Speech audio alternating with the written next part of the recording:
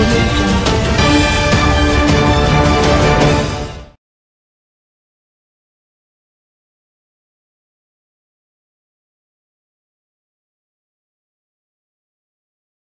అండి. ఈరోజు ముఖ్యంగా Telugu Desam party market yard chairman Kunche Nani గారికి, అదేవిధంగా వ్యవసాయ శాఖ అధికారులకు ఈరోజు ముఖ్యంగా మీ గురించి మాట్లాడేది. నేను దీనిపైన గతంలో మాట్లాడలేదు, కానీ దీనిపైన నాతో పాటు పోటీ చేసిన వ్యక్తి మచిలీపట్నం ఇన్ఛార్జ్ పేర్ని కృష్ణమూర్తి గారు బలంగా ఆరోపించారు. ఏమని? యూరియా లేదు, డిఏపి లేదు, 28 లేదు అని చెప్పని పక్కాగా ఆయన మొత్తం అన్నీ కూడా తిరిగి ఆయన ఆరోపణలు చేశారు. కిట్టు గారు,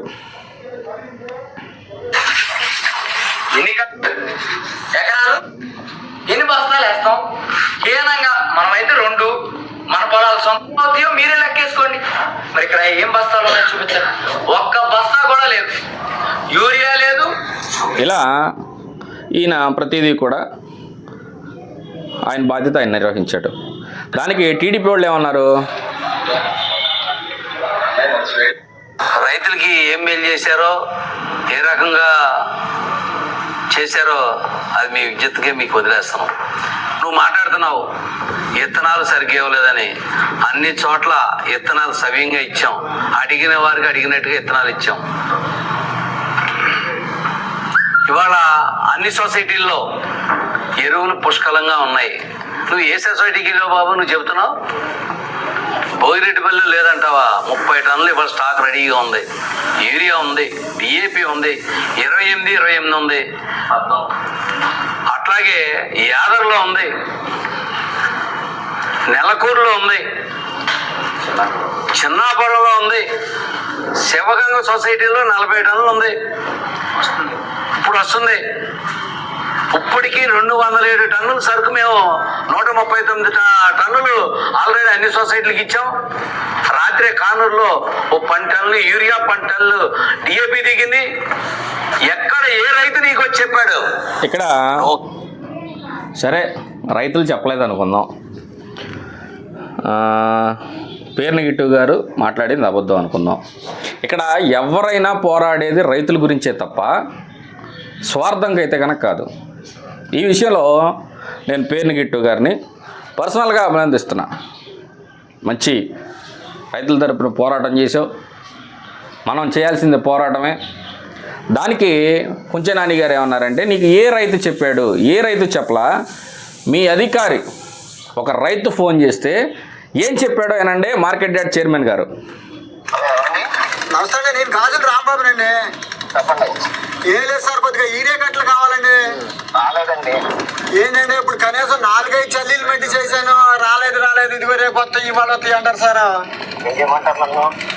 ఏం చేయమంటారండి? సొసైటీగా మన కాదు, ఏం చేయమంటారు? డ్యూటీ నేను చేస్తప్పుడు నేను ఏమన్నా ఏవో గారికి ఆర్డర్ పెట్టుకున్నాను. రానప్పుడు రాలేదని చెప్పకపోతే వచ్చిందని చెప్తానా? నీకేమన్నా ఎప్పుడు వస్తాయి అంటారు? తెలీదు నాకు. తెలిస్తే నేను చెప్తాకే ఉంది. ఇప్పుడు పెట్టాం, ఆర్డర్ రావాలనుకున్నారు. మాకు మధ్యలో నేను వ్యాపారం చేయలేదుగా. ముందు 7 ఏళ్ళలో వచ్చి నువ్వు ఇంత ముందు నాకు 5 ఏళ్ళు ఎప్పుడు అడిగావా? అప్పుడు అవసరం లేదు కదా మనకి. ఇప్పుడు అవసరం కాబట్టి అడుగుతున్నారు, అంతేనా? వాస్తవం అంతేనా అనుకోండి. కాకపోతే ఏంటంటే మరి నేనేం చేయను. ఇప్పుడు రావాలి కదా నాకు. ఇప్పుడు ఎవరికంటే బిజినెస్ లేదు, మనం చేయలే. ఇప్పుడు ఏమన్నా టైట్ అయింది, అన్ని చోట్ల రావట్లా. ఇప్పుడు మనకే కాదు, సీతారాంపురం రాలా, నా పక్కన ఏమన్నా అరిచేపల్లి రాలా, నాదు రాలా, బందరకోట రాలా, శివగంగ రాలా. కుంచె నాని గారు తమరకే అండి, ఎక్కడెక్కడ రాలేదన్నాడు నేనండి. సొసైటీకి రాలా. అయితే పక్కన మన ఐడెంటిటీ అది పరిస్థితి.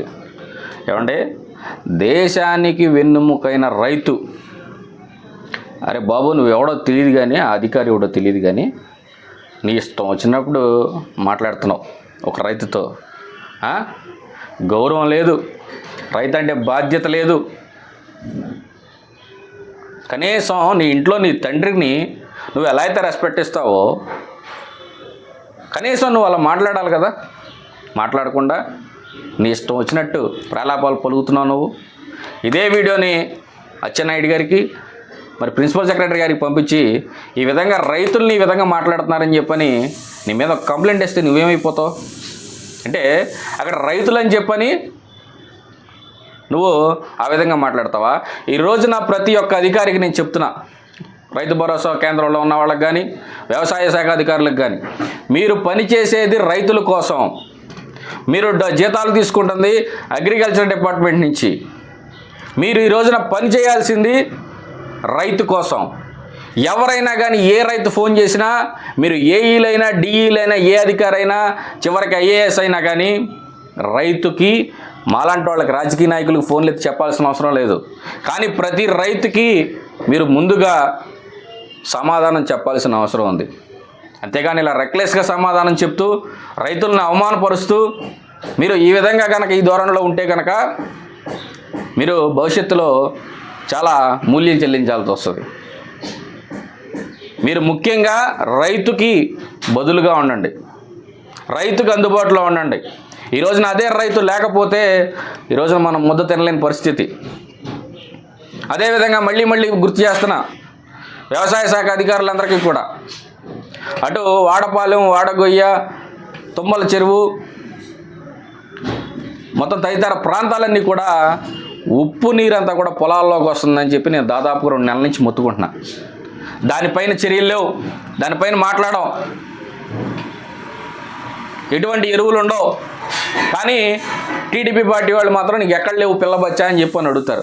ఓకే, అతను పిల్లోడే అనుకుందాం, అడిగిన దానికి మీరు రికార్డుతో చూపించండి. మీరు వెంటనే అర్జెంటుగా సోమ, మంగళవారం, బుధవారాల్లోపు రైతులకి ఎరువులు అందించకపోతే మీకు ఒకవేళ గవర్నమెంట్ ఉందని చెప్పి ఈ రోజున రైతులందరూ కూడా బయటపడకపోవచ్చు.